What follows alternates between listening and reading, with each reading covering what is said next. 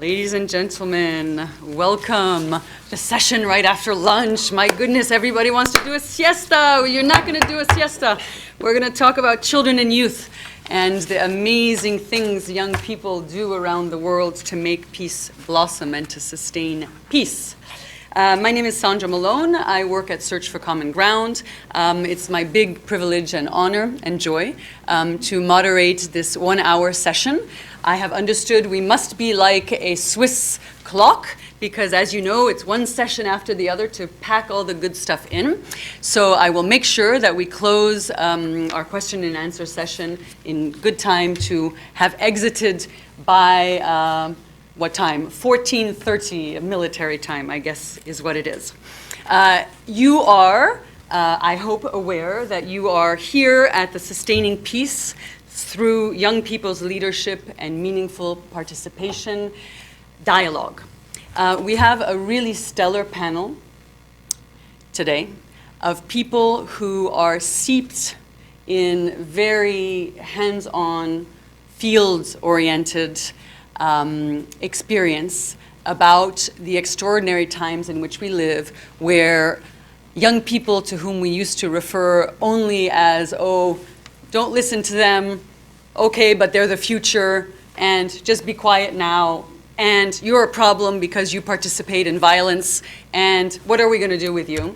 That all of a sudden there are, thanks to a lot of hard work, not the least of whom these three people have been involved in fomenting, we now have a world that is recognizing at the United Nations level, highest levels, with resolutions like 2250, that the youth of the world, broadly defined, are to be reckoned with. And we owe them, and they have proven that they are not just passive observers or violent actors, but they are credible leaders who will enable today and tomorrow to be a better place.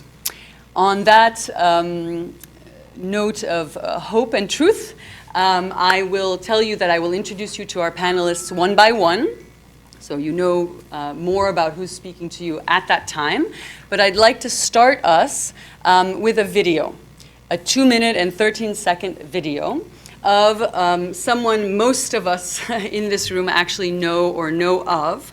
His name is Acheleke Christian, and he's a local youth corner Commonwealth Youth Worker Award Peace Builder Extraordinaire. He will speak, and then we will continue. So if our colleague Chris will help us with that, it'd be good. I am Acheleke Christian Leke. I'm a youth civil society activist from Cameroon. I lead a youth-led organization called Local Youth Corner.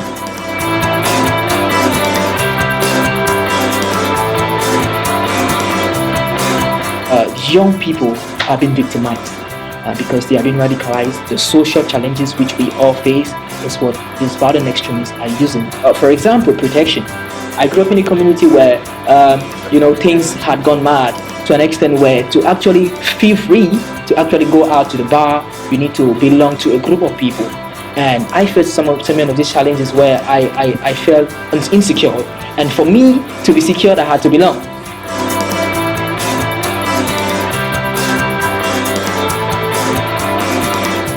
As vibrant as young people are, we always want to become heroes. Now they come and tell you, okay, you'll fight for us and you'll be a colonel. A colonel. Oh, so I've been dreaming of becoming one, and you want to engage in this fight. The next thing they will tell you, some use religious propaganda to say the Quran that says this, if you kill for Allah, but they do not read the next verse. These extremists actually paint the situation to seem young people would actually grab the power. But unfortunately, those perpetrating the radicalization are old people. It's not as if young people were born to become radical, you know? I grew up in Fiango. You can Google Fiango. It's a place where you have all the bad things which you might think of. Fortunately, today is changing. I have the experience. I know what it means to see a gun. I know. I saw it myself. I saw my mates. I know what it means to have a gang fight open on the street. I saw it and I have been part of it. But today, I think I'm a role model because I have to come with counter narratives. What the young people want to see is they want to see success among the ones who they considered could not succeed. This summit is making young people heroes. These international programs are making young girls and boys to actually showcase what they have. And it's an opportunity for us to make the world a better place. Actually, okay.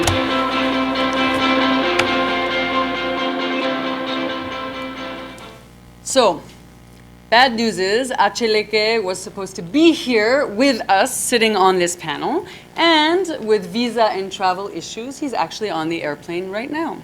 He's literally landing at 2:45, which means you can hopefully grab a hold of him and get to experience him face to face after this session, but you're going to have to deal with just the four of us during this session. So, I'm going to introduce you very briefly to the person who's going to set the scene for us of where we are on the international level in the world, what exists, what's there, what are young people doing, what's the overarching framework around and the underpinning of Resolution 2250. And that is Matthew Scott. Matthew Scott's the director of peace building at World Vision International. He's promoted both children empowerment and peace building, and he's partnered with a innumerable variety of individuals and organizations around the world for, I guess you're not so young anymore, maybe 20 years, something like that. And he's also, since 2013, the co-leader of the multi-agency research efforts on the impact of child peace builders. And he helped to launch the guiding principles on young people's participation in peace building. And I have the feeling you might tell us a little bit more about that. So please, go ahead.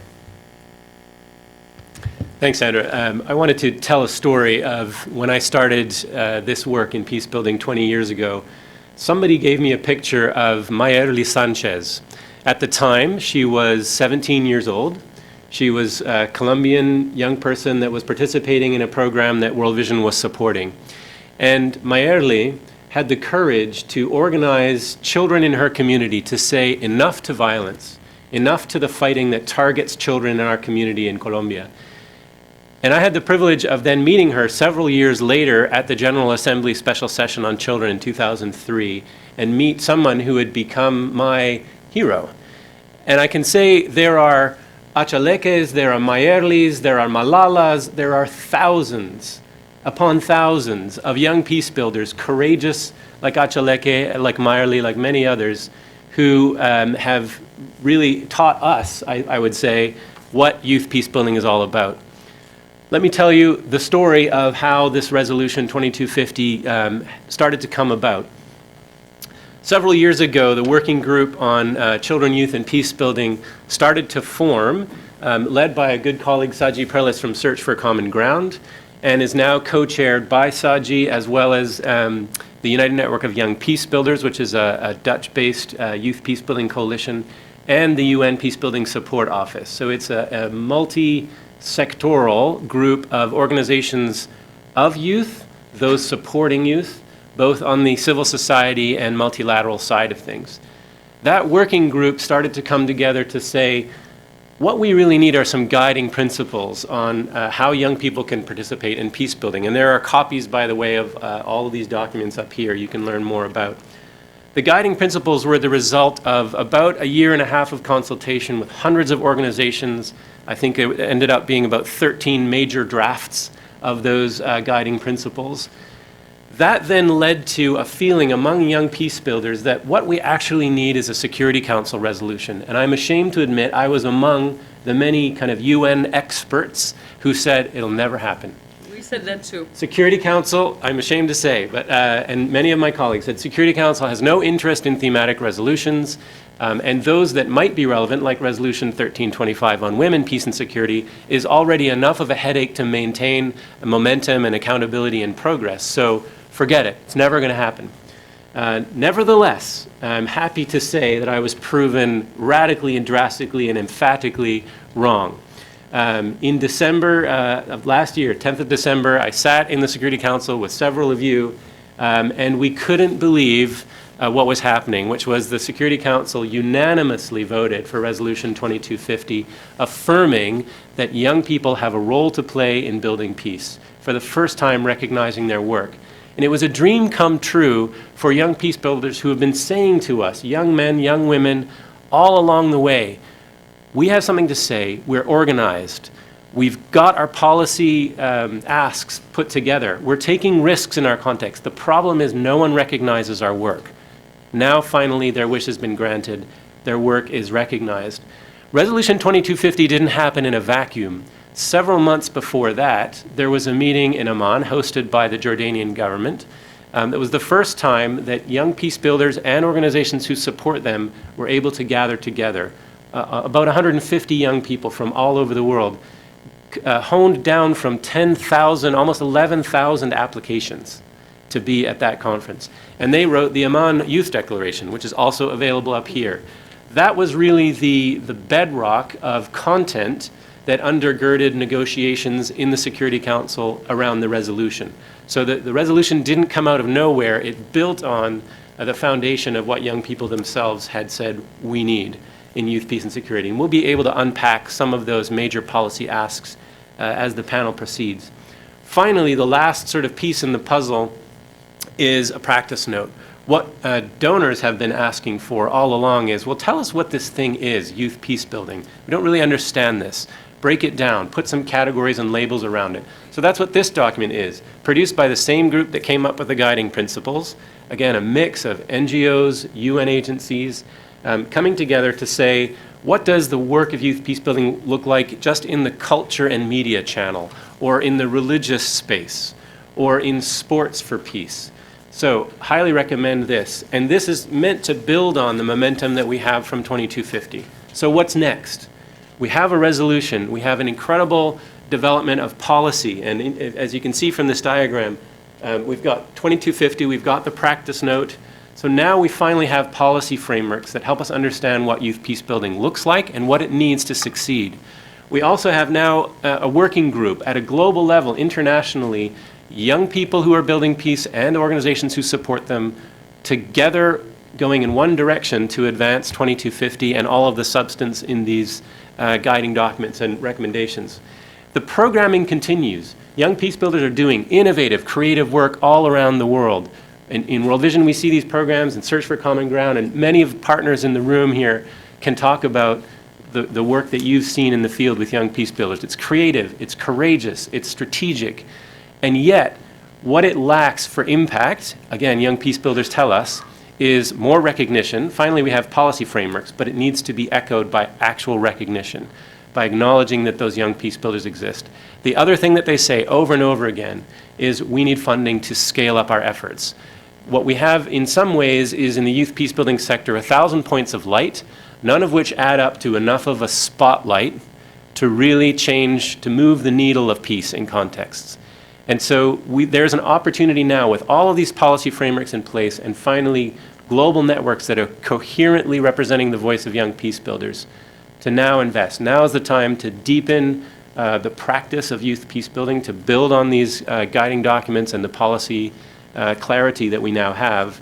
Now it's time to let those young peace builders succeed with the resources that they're asking for. They've earned it by making the case. They've earned it by showing the evidence. And that evidence is still being collected even as we speak.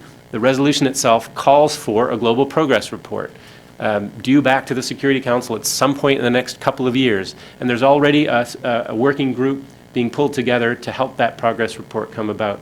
The other thing that Sandra mentioned was the multi-agency, multi-sector, multi-donor research that Search for Common Ground, World Vision, Save the Children, the Peace Building Action Training Research Institute of Romania, and United Network of Young Peace Builders were involved with, showing the work in Nepal, Colombia, and DRC, what the impact was over many years showing the evidence that young peace builders reduce violence, increase inclusion, increase citizenship, positive citizenship in their context. The impacts are multiple and manifold, and again, you can read all about those impacts. The point is the evidence is there. Now's the time to build on it with more programming and deeper funding. So I'm glad to take more questions in the time that follows. Fantastic. Thank you so much. Let's go from Matt to Karen Anderson. So some of you know that she has worked at UNDP and in the world of NGOs, very much in the field of conflict resolution and peace building, and of course the nexus between youth and peace. Currently, she's working at UNDP in Colombia, in Bogota, and she is directly involved in how it is that we can harness the historic opportunity of the peace process to ensure that youth participate effectively. She's going to speak more eloquently about that. Over to you. Thanks, Sandra. Hi, it's great to be here, and it's great to see you all. I was asked to talk specifically about the Colombian case and how young people have been very actively involved in the ongoing peace process. But first, to sort of take a step back, I wanted to talk about how Colombia really is at a very historical moment, and it's a great opportunity and moment to work in peace in Colombia. There's an ongoing peace process between the left-wing Marxist guerrilla called the FARC and the Colombian government. It started in 2012, and it's foreseen that a peace agreement will be signed this year. Some are even talking about the 23rd of March. We'll see if that happens, fingers crossed. And it's also a historical moment because this peace process has been working on some of the very root sort of causes of the conflict. That has to do with political participation, it has to do with illicit drugs, rural development, and also victims' rights. And lastly, I think it's a historical moment also because the Colombian government for the first time is recognizing that peace can be done in La Habana, which is where the peace negotiations are held. But it really has to be built from the bottom up. And this is the first time that that's actually being recognized, and that it's recognized that it has to be done with a very robust civil society and participatory mechanisms. So in the implementation of the peace agreements, there's already discussions about how this is supposed to be done, which is a radical change from just a couple of years ago. So in this context, youth have actually been extremely involved. They've been very strong actors for change. And I wanted to talk about 3 examples of how this has happened. But first of all, I want to also be a bit cautious and put in 2 caveats. First of all, youth has been involved in peace building very actively in Colombia for a long, long time. They've been doing this from their communities, really being very strong actors at local level, and they still are. I'm not going to go into those details here in the examples that I mentioned, but I do want to say that obviously that's the backbone for how a sustainable peace is actually going to be built in Colombia. Secondly, so I want to showcase 3 examples of how youth has been involved in the peace process. I think that's great of how they've been doing it, but obviously a lot more could be done and should be done. So I don't want to pretend that this is, a rosy story. But more, I think there are certain examples that can probably be interesting for you guys, and also that could serve as very innovative examples of direct participation in the peace process along the lines of the Security Council resolution. So that said, I think the first one, and the first example of how youth has been involved has been very direct participation in big civil society forums that were asked directly from the negotiating parties in Cuba. They asked the UN and the National University to organize these civil society forums to gather and collect recommendations from civil society actors. And here, youth were very vocal, and they wanted, their own working groups and their own methodology and their own facilitation to provide these recommendations directly to the negotiating parties. It was really interesting to see how young people came together who had been victims of forced recruitments, of sexual violence, of homicide, forced disappearance, kidnapping, and who also represented, the wide range of different armed actors in Colombia, which includes the FARC guerrilla, but also the paramilitary actors and the state forces. And another really interesting thing was that these recommendations that came out of the youth working group were, in many cases, a lot more concrete and a lot more hands-on than the other working groups, where very established civil society platforms in Colombia, which are massively organized, many times came up with much more political recommendations, whereas the young people came up with very practical solutions of their problems. So that was really, really a rich experience, and these recommendations were then sent directly to the Havana for them to take into account into the peace agreements. The second part, which is a really interesting model, I think, of direct participation, was that young people also took part in direct delegations. Again, the UN, together with the Catholic Church and the National University, were asked to facilitate trips of victims directly to meet with the negotiating parties in Havana. Young people were part of these trips. There were victims of sexual violence again. There were victims of forced recruitment.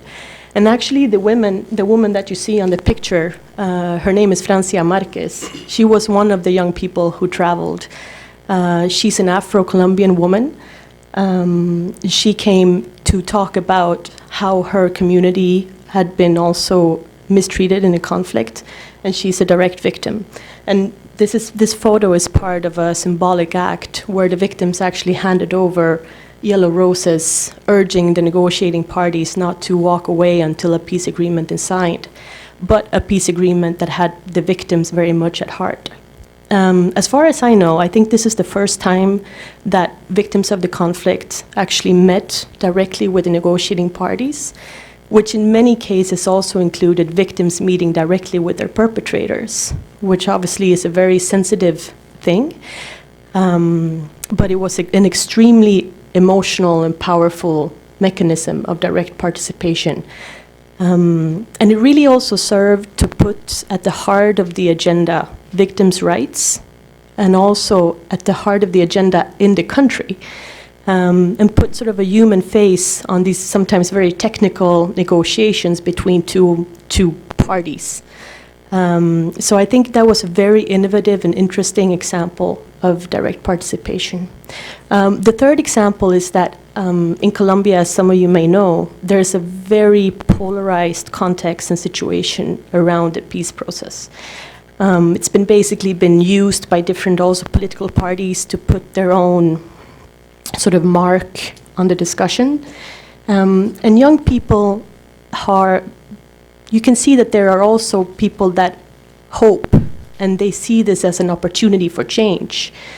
And in that sense, they have really been sort of strong actors to propose that, peace is important, which is not always that straightforward in Colombia, where there's been many botched attempts to come to a negotiating end of the conflict. And this is something that many different actors have actually harnessed and worked with. And it's been interesting to see how the Colombian government have slowly but surely also started to see this potential of young people, whereas before it was a bit more sort of, it wasn't so convinced, to put it that way. And the UNDP, together with the government, have actually done a lot of informing about the peace process and what is actually going on in Havana. And young people have volunteered to be part of this. And the quote down there is from a young woman I met in Norte Santander, which is a department in the north. She's 17 years old. When she was 9, she started working as a raspachin, which is basically when you cultivate coca, when you harvest the coca. And she was part of this initiative because she said, I can understand the peace agreement will not bring everything we need, but it's also an opportunity to actually see some change. Otherwise, we're just going to keep on going the same way. And she sees it more as an opportunity for more investment in education and very practical things. So I think that was really great. And a part of that was we did this kind of activities with about 10,000 young people around the country. And it was really, really, really nice to see how young people were much more enthusiastic about change than many other actors in society. So I think these three examples are interesting, and they directly link to the Security Council resolution in terms of promoting meaningful participation of young people in the peace process. And I think just as sort of conclusions, I think there is, as Matt said, there's a lot that can be done with very little resources and very little funding. And I think these three examples are sort of proof of that. But you do need to be able to sustain and do more participatory and longer-term interventions. You do need more funding and more resources for the local actors. I think third, in terms of setting it on the agenda, you do need government buy-in as well. And I think there is an interesting way to do this when you don't talk to the usual old suspects, like the ministry that are in charge of youth issues, etc. But here we actually went to the Office of the High Commissioner, which are the ones that are in charge of the peace process. And they started seeing this potential. And I think that's also another way of looking at it. And now we're working on a strategy and an implementing plan for seeing how young people can also be crucial actors in the implementation of the peace agreements. So I think those are two sort of points I wanted to make, but thank you so much for your attention. It's we who thank you, Karen. Thank you so much. Gracias. I'm going to turn your attention to our host with the most, since Matthias Lundberg is the lead economist for global youth programs at the World Bank, and he leads the bank's global engagement on youth development. Amongst other things, he has very deep experience on youth employment and jobs in fragile states. So Matthias is going to present the World Bank's overall institutional approach on youth and peace building, and give us some quick country examples to illustrate the work. Thanks. Christopher, thank you. I think we'll leave it on this slide. I won't go through the slides. Thank you. Okay. Thank you, everyone.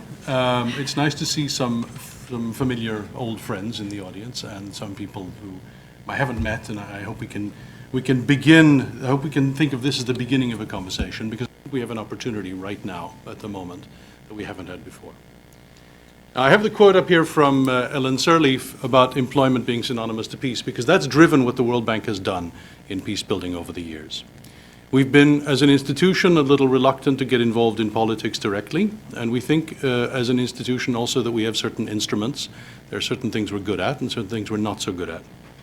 So I went the other day and I looked at the World Bank's portfolio of engagement in peace and stability. And it's about 140 programs since 2000, 160 programs since the year 2000. Of those, maybe 30 were targeting young people, and of those, 20-something were on employment. If I count in terms of money, it's something like 80% of the youth program, of the peace and stability programs in which young people are involved are on employment. So it's the vast majority of what we do, right, is employment. Now, that's not necessarily wrong as a focus, right? There are 1 billion people who will enter the labor market between now and the year 2030. So clearly they have to have a job. However, the link between employment and peace and stability is very, very tenuous. It's really very, very weak. There are lots of examples where we have employment programs where, we get some outcomes in terms of stability and peace and crime and violence. The vast majority of the programs, of the employment and jobs programs we have, there's no evidence at all that it has any impact on peace and stability and crime and violence. Right. And now, that's not to say that they don't have an impact, it's just to say that we don't have the evidence for it. So, again, there's another troll through these programs looking at 600 some since the 1990s. And for those, I think we even have evidence of any impact whatsoever on any outcomes for less than 100 of them. So we're really very bad at looking for evidence, right? So that's the first thing. They may have had an impact, we just don't know. The evidence that we have is weak, right? So there are many, many other things driving peace and stability and security and violence than employment. It's not to say we shouldn't focus on it, we shouldn't pay attention to it, but by all means, let's not do that exclusively, okay? In 2013, the World Bank conducted a review of its programs, of its focus, that the World Bank has done on fragility and peace and stability. And young people and youth were mentioned about a dozen times in that report. This is a 300-page report, and youth were mentioned a dozen times. That's all. Most of those were about employment, and a few were about education. That's it. Okay, so young people as requiring services, requiring education, as recipients or beneficiaries of programming, not young people as actors in the process at all. There is no mention of that at all in that book. Right? And that book led to some significant reforms in the way the World Bank addresses peace and security and violence in its programming. But you'll notice that youth are excluded, not intentionally, unintentionally, but omitted from that discussion. The flagship reports that the World Bank puts out, I suppose you're all familiar with the World Development Reports that are published every year. I happen to have the fortune to be involved in the 2007 report on youth, and I've been working on these issues pretty much ever since. And let's just take one example of something other than employment that might be important, and that's what's coming up now more and more in the conversation, which is the social contract, right? The bargain that we make with our governments, right? Our elected and appointed representatives agree to provide certain things for us, and we agree to acquiesce to certain things in exchange. The social contract is not mentioned at all in the 2007 World Development Report on Youth. It's mentioned once in the 2011 report on conflict. It's mentioned twice in the 2013 report on jobs. And I happened to look yesterday, it's not mentioned at all in the program for this forum. Okay? So I think that we have to find new ways of doing things. We have to expand our tool set. We have to expand the way that we operate. We have to come up with new things to do.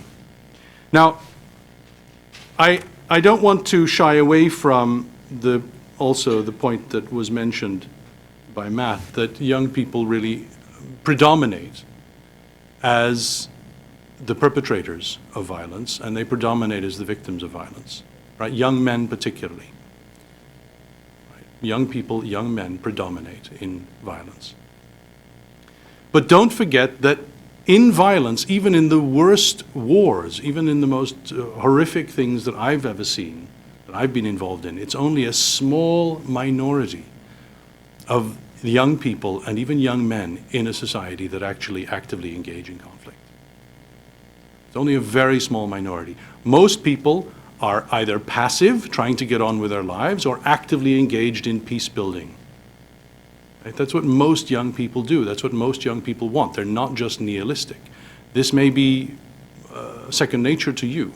It's not obvious to the World Bank. I'm going to read a quote from someone who's actually sitting in the audience. Right? I apologize, I have to read this. Conjuring male youth as dangerous and overlooking female youth doesn't square with realities in which young people, among many other things, resist engagement in violence, develop remarkable talents, and experience inclusion within excluded worlds. Thank you. Now, let me end with a challenge, okay? So we are a bank and a bureaucracy, right? We are, in some ways, we embody the worst aspects of both. But we do listen to evidence, and it's a particular kind of evidence that we listen to, that the World Bank listens to. Right? But evidence that programs other than employment programs can actually have an impact, where we know that employment programs don't, but it's all the evidence we have, and so that's where we're working. right? We're the drunk looking for keys under the streetlight. That the impact of these programs, alternative interventions, can last, not just have a great impact while we're there having nice conversations and then attenuate and disappear, right? And that they're affordable. That it's better to do these things, these other things that you have in your toolboxes and in your experience than doing, for instance, employment programs, vocational training programs, whatever else we have to do. And I do think we have an opportunity now. I was speaking the other day with a very senior official here within the World Bank who was complaining that what we're doing isn't working and we need to find new answers and new solutions. And I said, that's fantastic, that's great, let's try all sorts of new things. And he said, well, okay, but I need to have some indication that this isn't just a really good idea that you came up with, while sitting thinking about it, that there is some evidence, there's some plausible evidence that what we can do differently can have an impact. So I would beg all of you, I'd challenge all of you, and those of you who are within the bank, and particularly those who are outside, to help us to build that evidence, because that's the way we're going to move things. And I think we have an opportunity now, maybe for the wrong reasons, because people are afraid, but I think we have an opportunity now to do things differently. Okay, thank you. Here.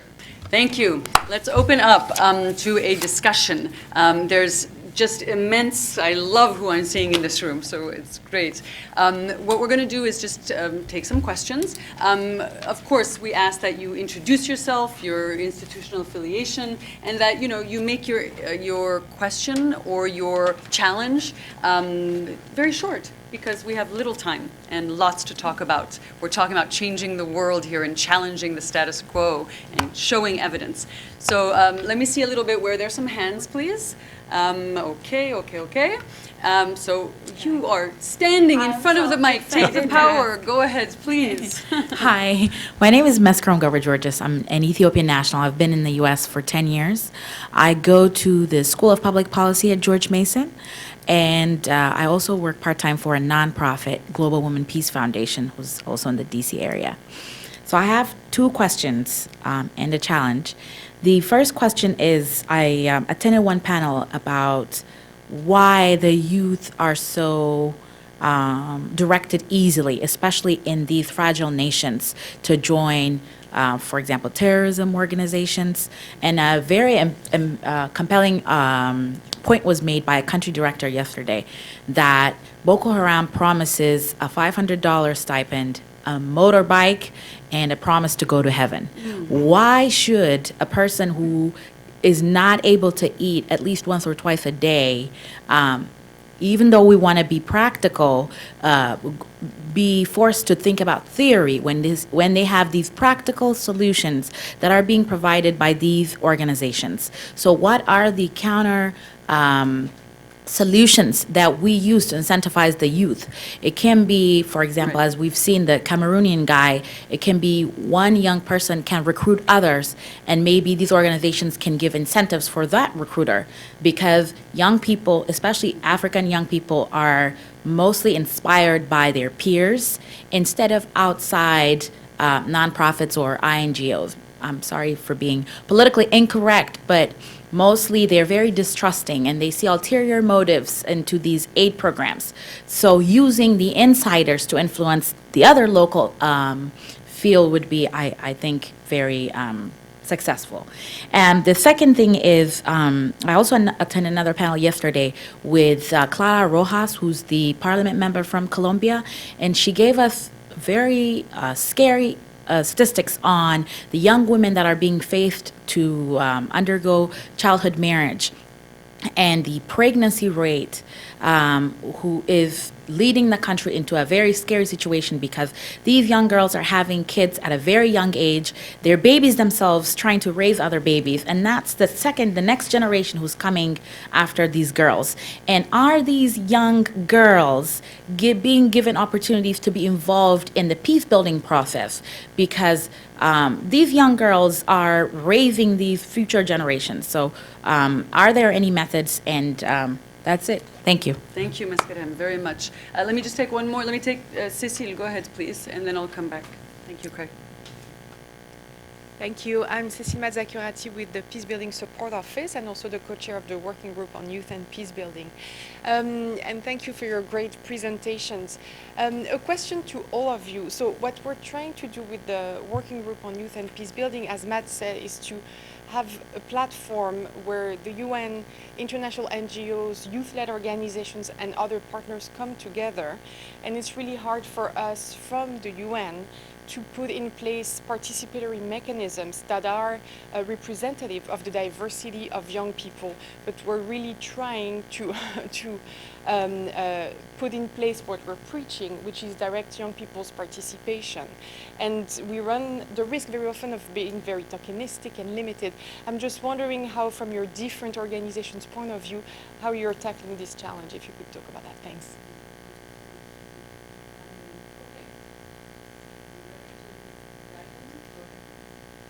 Sure, thanks. A couple of questions. I think one on why are youth directed so easily. I think one paradigm has been to say, well, provide other inducements, and I think that the flaw in that theory of change is that it's externally directed, as you kind of implied.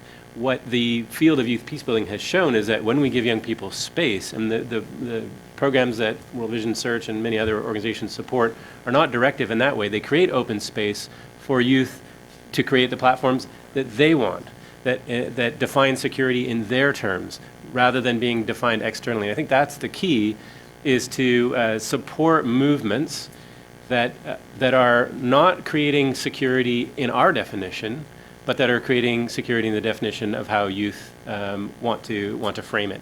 So I think that's a paradigm shift that donors need to make. In addition to what Matthias laid out is the paradigms we often use are, well, it's a livelihoods issue, so if we just give them jobs, it'll be fine. Matthias has underlined the lack of evidence around that approach. Mercy Corps, to their credit, has also published a report that says actually that's a harmful approach.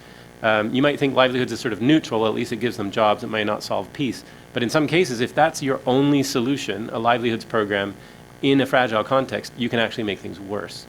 So I think what we're trying to say is the kind of programming needs to be driven by the concerns of youth themselves. And what they say is, stop treating us like a livelihoods problem to be solved. Stop treating us as if we're troublemakers by default. Stop treating us as objects of protection that need to be protected only. All of those concerns are valid and appropriate in the context of other approaches. And what they're saying is, you're missing the fourth piece, is which we want to participate. We are positive deviants. We want to change the situation, and we're taking courageous steps. The majority of us, as Matthias outlined, are taking steps to reject violence and organize ourselves towards peace. So I think the key is to kind of change the way our frame of defining what security is, so that it's youth-driven and youth-led. And then how to embrace participation and diversity. As you have seen with not being able to get Achaleke here, it is a huge challenge. We run into this over and over again. I know in preparing for this session, we had this conundrum of how do we get the right young peace builders here. It's incredibly difficult. The best youth peace builders don't always have a passport and a ticket to come to Washington and a visa. With the 6-week time frames that we might have to organize a panel. So the challenge of making sure that this movement itself is informed by and voiced by young people is a constant challenge, and we're scrambling in the working group to find ways to perhaps create a roster of those young people that can travel quickly, because inevitably these events get organized at very short notice. The challenge there is to make sure that we don't keep drawing on the same well of 3 or 4 really articulate young peace builders. World Vision's been guilty of that in the past. I know other organizations struggle with this. You can end up making celebrities of the 2 or 3 articulate young women, it usually is, who have a great story to tell and are great storytellers. That's wonderful. Let's keep expanding the circle of young people that get to tell their story. So it's an ongoing challenge, and we need again, support and funding to make sure that young people can tell their own story, so that we don't have to tell it for them. Thanks. Karen, go ahead. Yeah, I think to respond to your question, Ms. Krem, I think what Matt said is definitely true. And just to sort of complement, I think, at least in Colombia, what you've seen is really more locally supported initiatives that build a lot on the importance of belonging and cohesion at the local level. So there's been a lot of different initiatives, for instance, by the Catholic Church, theater groups, cultural groups, activities, where young people can feel this belonging as well, which can then be an effective tool to resist to be part of other armed group or other legal groups that are in Colombia as well. It's very ripe and very common. I think for the other question you had about Clara Rojas, she's a very famous person in Colombia, a politician, and she was kidnapped for many years. Yeah, and I think what she's saying is definitely true, and it's been the case for a really long time. And it's part of a question of a society that's very machista, has a lot of difficulties in terms of actually doing, sexual education properly in the education system, etc. And obviously, it's something that's also linked very closely to the armed conflicts, because a state that invests so much money into its armed forces, into its military, the investment in education is actually lower than that investment. So obviously, I think she has a very good point to make, but some of the solutions to that is also a lot more structural and economic in nature. Thank you. Matthias. Quickly, on the child marriage issue, I agree with what Karin just said, that this is a long-term and structural issue. We have a fairly large program here within the bank. We're doing some research together with the International Center for Research on Women.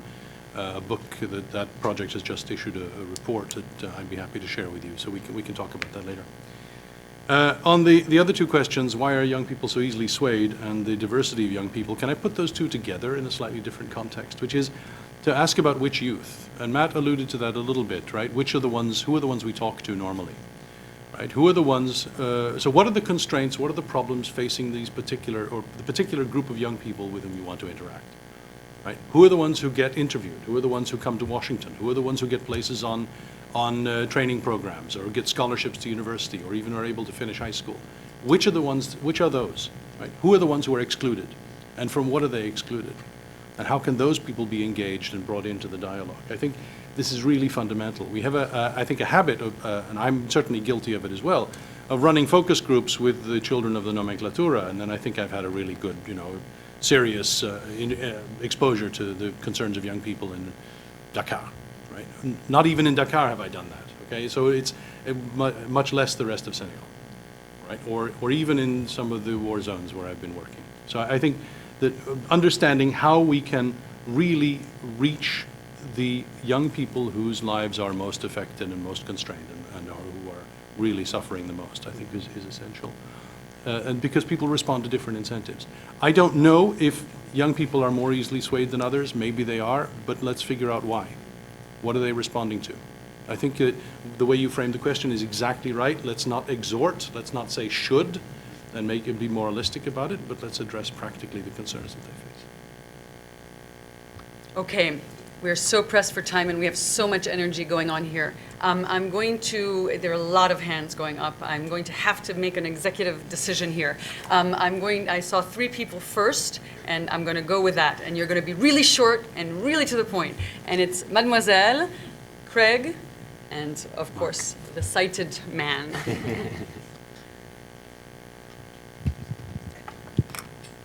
Hi, my name is Tang Dekve, and I'm from Wellspring Advisors.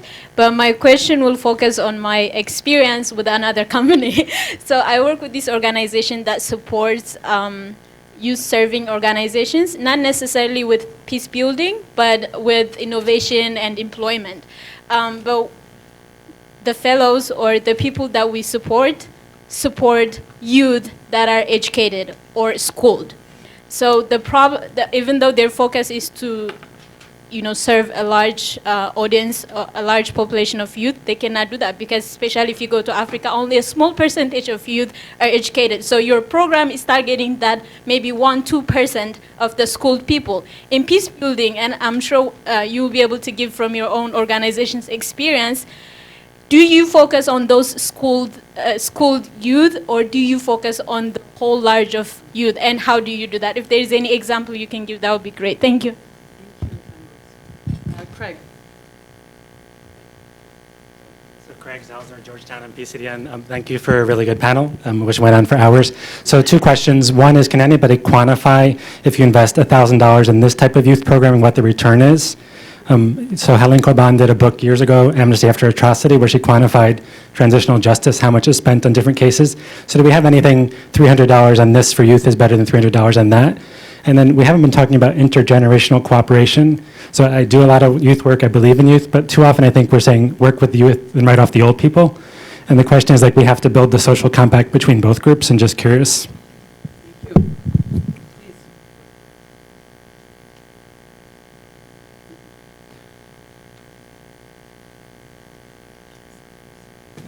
Thanks, Sandra. I'm Mark Summers, and I'm working mostly with CSO at the State Department these days, and a little bit with the World Bank. I'm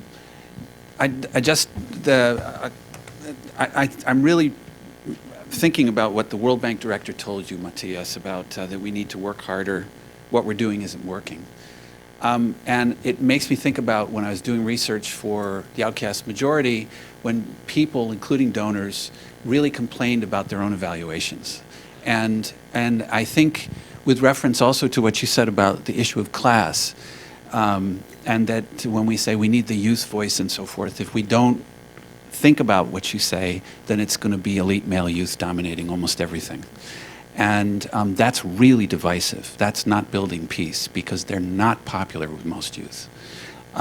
So that's a really important point. But I think we should have had evidence by now, but the evaluations aren't that good. Mm-hmm.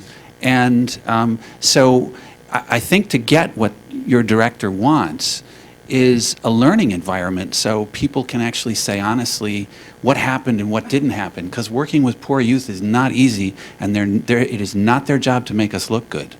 And I think, so it's a change. Working with youth means changing the status quo. Only the insiders want it the same. And to do that, we're going to have to think about that for ourselves as well, particularly with the evaluation record, because I didn't interview anybody who thought it was good, which surprised me. But anyway, I just wanted to get your thoughts on that. Thank you. So what we're going to do is each of our panelists is going to give what will only be a superficial yet brilliant response and last word before we wrap with a couple conclusions and some tips for you. How to ensure that we reach the most affected and not sort of fall into elite capture is the constant challenge we all face, as Mark just alluded to. Read Mark's book, by the way. But I think what helps for World Vision, we're a poverty-focused organization. We're not a peace-building organization, so our mandate is to go to the hardest-to-reach populations, and that's where we discover some interesting peace-building applications. And I think all the organizations working in this space, though, face that same challenge. It's easy to reach the easier to reach.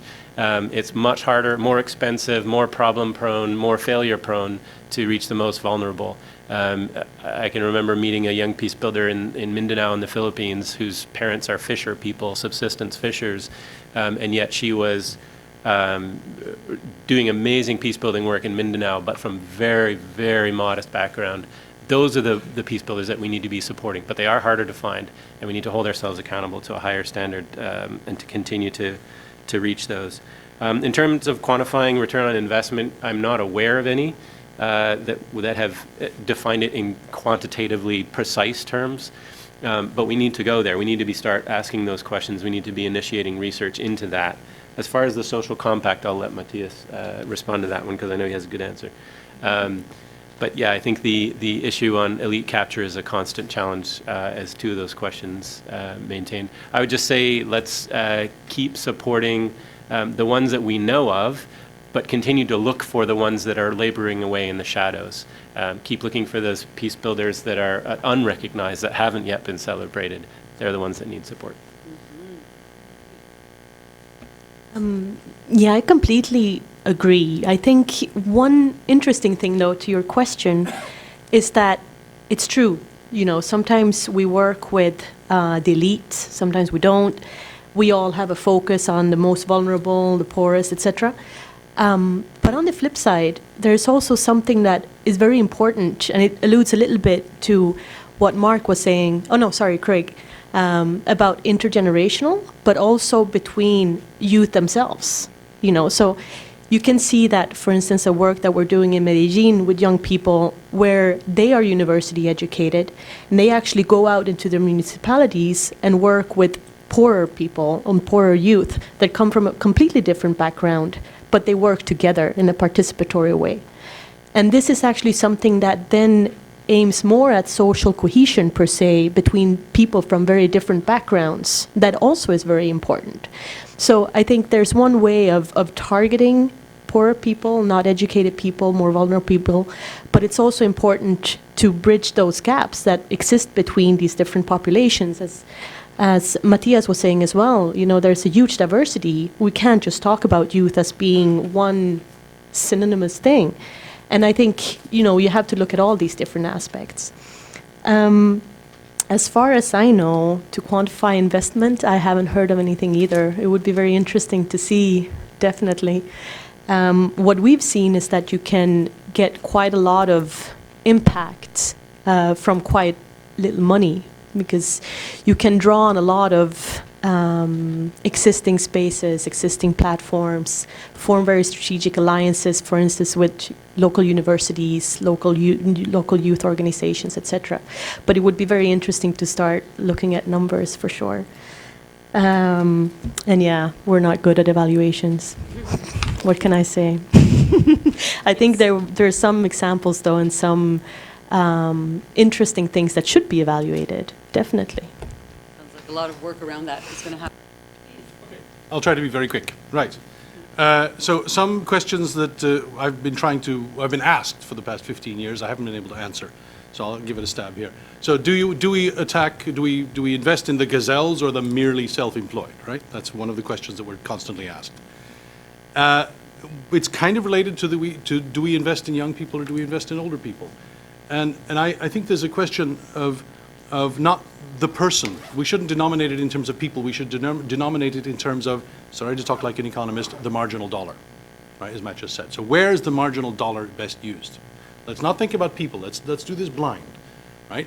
Is the marginal dollar best spent assisting somebody who could be an employer of 100 people next year, or somebody who could be running a market stall next year, right? It's the dollar question, not the person question. It may be more expensive to invest in the person who's going to hire more people. Maybe less expensive to invest in the person who's going to hire fewer people. It's the dollar question that matters, and not so much the people question, at least in this narrowly defined question, right? Building the evidence of costs, that's sort of related to that, right? Where's the marginal dollar best used? There is some evidence in employment programs, again, going back to that narrow field, that some interventions are more cost-effective, given the limited evidence that we have, than others. But we're building that. The social compact, young versus old, again, like I said, that's a question I've also been asked for a long time. I think it's partly a false dichotomy. I don't know if it's a question of more money. I think it may be a question of doing things better and differently from the way we have been doing it. As I cited my conversation with the World Bank senior manager, he wasn't particularly interested in spending more money. He just thinks that what we're doing is crap and we need to do it differently. Okay? We need to do something else. Which sort of leads to the learning environment. Again, I think we have an opportunity right now. I think we do have an opportunity to build evidence, try new things, try new programs. There's an appetite for this. Again, as I said, maybe for the wrong reasons, because people are afraid, right? Prurient self-interest. But let's take advantage of it. Right, thanks. Awesome, as a young person would say. So, last things. First and foremost, we all heard it loudly. Adults, donors, governments, shake it up, listen to the world. The youth has spoken, and so have the governments. Youth are proving themselves to be active transformers of conflict. They do not need to go into violent conflict. In fact, they show they don't, and that it's worth the return on investment. Choose carefully where you put that marginal euro, dollar, whatever. Be sure that at the core of the programming that you do and support, the youth's goals are actually reflected. not our institutional goals in the halls of whatever, London, Paris, Munich, etc. Resolution 2250 provides a very good place where you can hang, hang, that sounds horrible, where you can actually make people realize that you have to put your money where your mouth is. The world has spoken. This resolution exists. People, young people have to be at the center of this work. I loved all the conversation. Of course, this key question when you sit at the World Bank, jobs, okay, great, and? Really? That's the only thing? Let's think out of the proverbial box. We have a few takeaways for you. We've tried to minimize the number of trees killed, but we do have the guiding principles on young people's participation in peace building. We have children and youth work that we do. I draw your attention to our email addresses, but at the bottom, behind Matthias's head, there's Cecile Mazzacurati's email address. If you're interested in joining the interagency working group on youth and peace building, please contact her. Please go on Facebook and join the group that is relatively new and pretty vibrant, which is called Youth and P/CVE. P/CVE, where there's a vibrant community of young peace builders from all over the world engaging. I really want to thank, of course, our three speakers, Matt, Karen, and Matthias. I want to thank the World Bank for welcoming us and being willing to shake it up. And next time there's a World Development Report, it's not 12 times there's going to be youth mentioned. It's going to be about how the youth really is out there, and the World Bank and everybody else is supporting them. Thank you to Cécile and UNDP. Thank you very much to you, Chris, as well, for your help. And to you for being here and the work that you do to make sure that we're doing the right thing by the youth and the old folks for a good tomorrow. Thanks a lot.